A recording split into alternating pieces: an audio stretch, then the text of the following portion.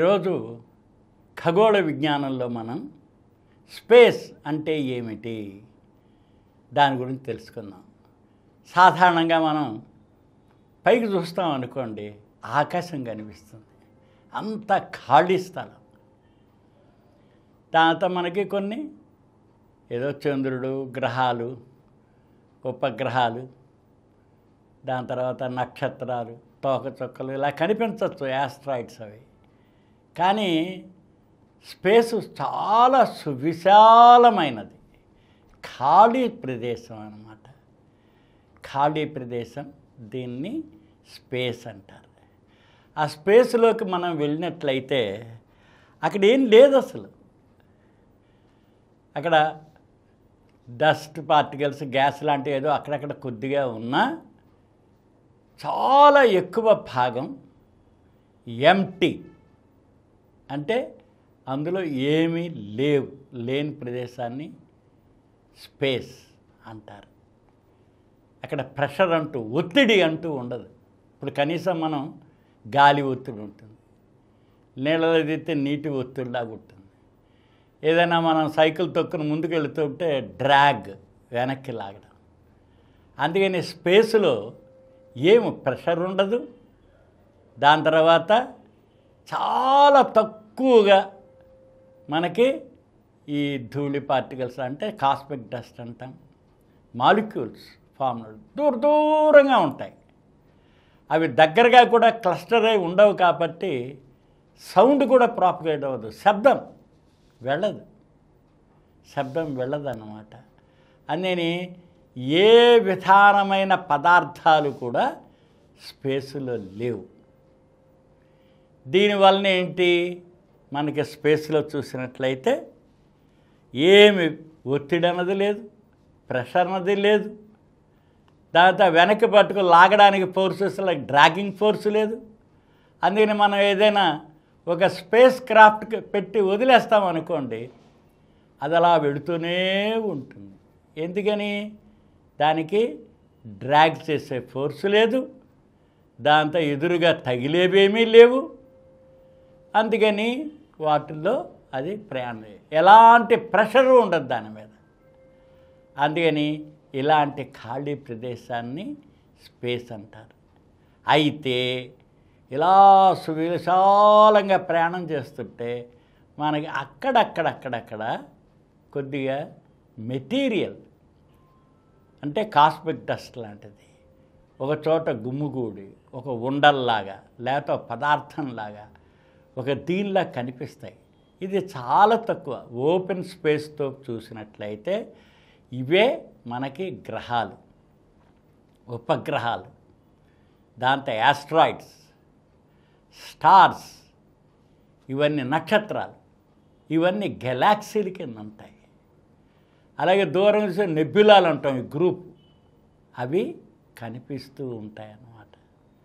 అందుకని సువిశాలమైన దీనిలో దాన్ని స్పేస్. ఈ స్పేస్కి మనం ఏం చేస్తున్నాం, ఏదైనా వెలుతురు కనిపిస్తూ ఉంటుంది. అందుకని వెలుతురు ఒక్క సెకండ్కి 1,86,000 మైళ్ళ వేగంతో ప్రయాణం చేస్తుంది. అంటే 1,86,000 మైళ్ళ వేగంతో ఒక సెకండ్కి ప్రయాణం చేస్తుంది. అలాంటిది ఒక నిమిషం, ఒక గంట, ఒక రోజు, ఒక సంవత్సరానికి 365 రోజులు ప్రయాణం చేస్తే ఎంత దూరం వెళుతుందో దాన్ని మనం కాంతి సంవత్సరము, లైట్ ఇయర్ అంటాం. అలాంటి లైట్ ఇయర్ని మనకున్న టెలిస్కోపుల ద్వారా చూస్తాం. దూరపు కాంతుల్ని మనం చూస్తూ ఉంటాం అన్నమాట. మనకి హబుల్ టెలిస్కోప్ ఉంది, దాంతో జేమ్స్ వెబ్ టెలిస్కోప్ ఉంది, స్పేస్ టెలిస్కోప్. దాని ద్వారా మనం ఎంత దూరం చూడగలమో అని చెప్పి చూసినట్లయితే మనకి కనిపించినంతవరకు 13.5 బిలియన్ సంవత్సరాల లైట్ ఇయర్స్ అన్నమాట. 13.5 బిలియన్ లైట్ ఇయర్స్ దూరం వరకు కూడా చూడగలిగాం అంత ఓపెన్ స్పేస్లో. ఎందుకని, విశ్వంలో అలాంటి అవరోధాలు అవి లేవు కాబట్టి కాంతి. అయితే శాస్త్రజ్ఞులకి ఏమిటి అంటే ఇంత 13.5 బిలియన్ సంవత్సరాల యొక్క వరకు మనకు తెలిసింది. ఇంకా ముందుకుంటే ఉండవచ్చు. ఇలాంటి ఓపెన్ స్పేస్లు ఇంకెన్ని ఉన్నాయో మనకు తెలియదు. శాస్త్రజ్ఞులు అనుకుంటున్నారు అంతే కదా, ఇలాంటివి ఇంకేమైనా ఉన్నాయేమో ఏమో తెలుసుకోవాలి అని చెప్పి దానిలో చూస్తున్నారన్నమాట. అది నీ టెలిస్కోపుల ద్వారా చూస్తున్నాం. వీటిలో చూసినప్పుడు ఇంత దీనికి. ఇక మన భూమి దగ్గరికి వచ్చేసినట్లయితే భూమి నుంచి మనకి అంటి పెట్టుకొని వాతావరణం ఉంది. ఈ వాతావరణం మనకి 100 కిలోమీటర్ల ఎత్తు వరకు ఉంది. అటుపైన ఔటర్ స్పేస్ అంటారు.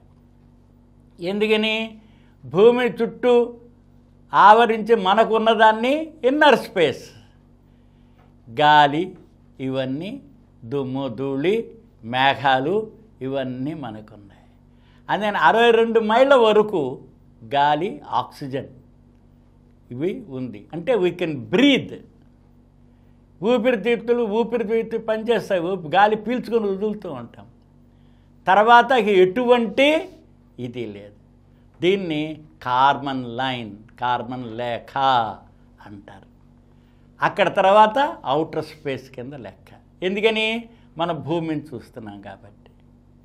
అందుకని దీనిలో ఇన్నర్గా మనం చూసినట్టే మన భూమి చుట్టూ మనకి 62 కిలోమీటర్లు. అందుకని ఔటర్ స్పేస్కి వెళ్ళొచ్చాము అని ఇప్పుడు టూరిజం పెట్టారు.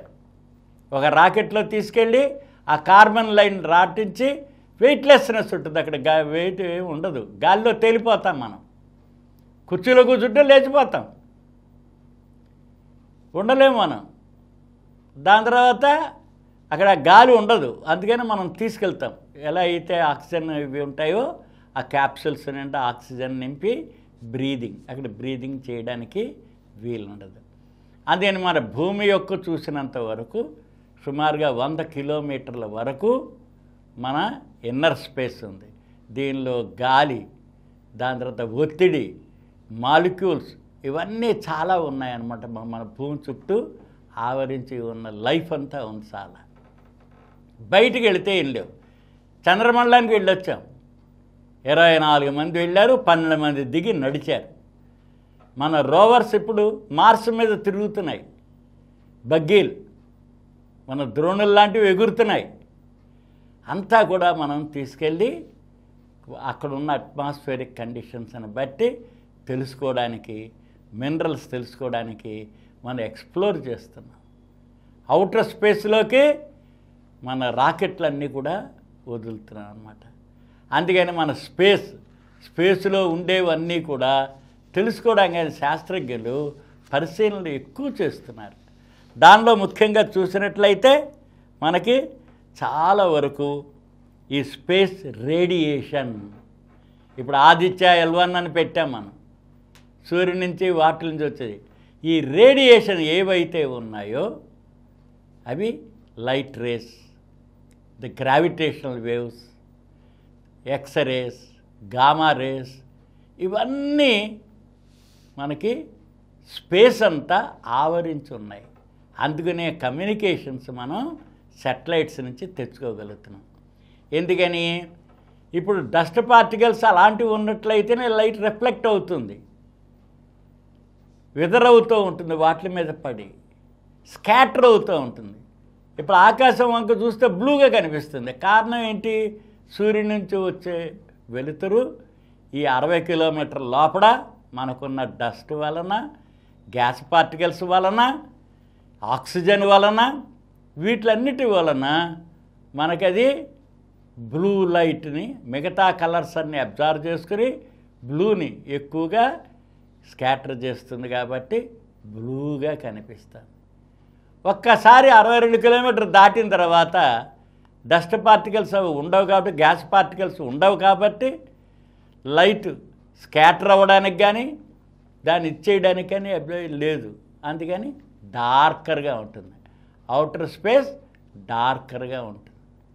అలాగే నక్షత్రాలు అవి కూడా ఈ ట్వింకిల్ అవ్వవు. ట్వింకిల్ లిటిల్ స్టార్లు ఉండవు అక్కడ. ఎందుకని? ఆ వెదర్ లేదు కాబట్టి భూమి దాటిన తర్వాత అవుటర్ స్పేస్లో అలా కనిపించవు. కొన్ని కనిపిస్తాయి, కొన్ని కనిపించవు మనకి. ఆ రకంగా అనమాట. అందుకని రేడియేషన్ వీటి గురించి స్టడీ చేస్తాం. ఇంతే కాకుండా ఈ అవుటర్ స్పేస్లో అంటే స్పేస్ గురించి స్టడీ చేసే దానిలో మనం డార్క్ మ్యాటర్ అంటే అబ్జార్వ్ అయిపోతూ ఉంటుంది కొంత. అందుకని డార్క్ మ్యాటర్ గురించి తెలుసుకోవడం. దాంతో ఎనర్జీ, ఇంత ఎనర్జీ ఎక్కడి నుంచి వస్తుంది, అసలు ఎనర్జీ ఎక్కడ ట్రాన్స్ఫామ్ అవుతుంది, ఇటు నుంచి ఎటు, ఎక్కడి నుంచి ఎక్కడికి అని చెప్పి తెలుసుకోవడానికి డార్క్ మ్యాటర్లో చాలా ఎనర్జీ దాగి ఉందని. అలాగే బ్లాక్ హోల్స్ అంటే నక్షత్రాలు వెలుగుతూ ఉన్నాయి, కొంతకాలంగా ఆరిపోవాలి కదా. ఆరిపోయిన తర్వాత ఏమవుతాయి? They will become black holes అంటారు. అవి ఆరిపోయినాయి కదా, ఆరిపోయిన తర్వాత వాటి ఎనర్జీ ఏమవుతుంది? సక్ అయిపోతుందా ఏమిటి అని చెప్పి బ్లాక్ హోల్స్ స్టడీ చేస్తున్నాం. అంతేకాకుండా మనం ఇంకా రకరకాల చూసినట్టయితే స్టార్స్ గురించి, ప్లానెట్స్ గురించి, యాస్ట్రాయిడ్స్ గురించి, కామెట్స్ గురించి, గెలాక్సీల గురించి, క్వాజార్స్ గురించి అన్నీ కూడా మనం స్పేస్ స్టడీలో చేస్తున్నాం. అందుకని స్పేస్ అంటే ఎంటీ. ఆ ఎంటీ స్పేస్ గురించి మనం ఈరోజు తెలుసుకుంటున్నాము. ఈ కార్యక్రమం మీకు ఎంతో నచ్చింది కదా.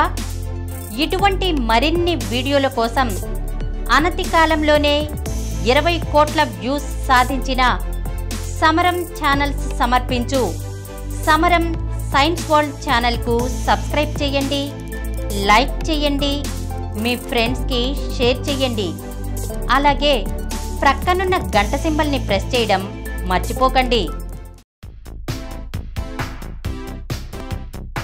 Please download Samaram Channels app from Google Play Store and watch your favorite channels. Click the bell icon and subscribe to the channels.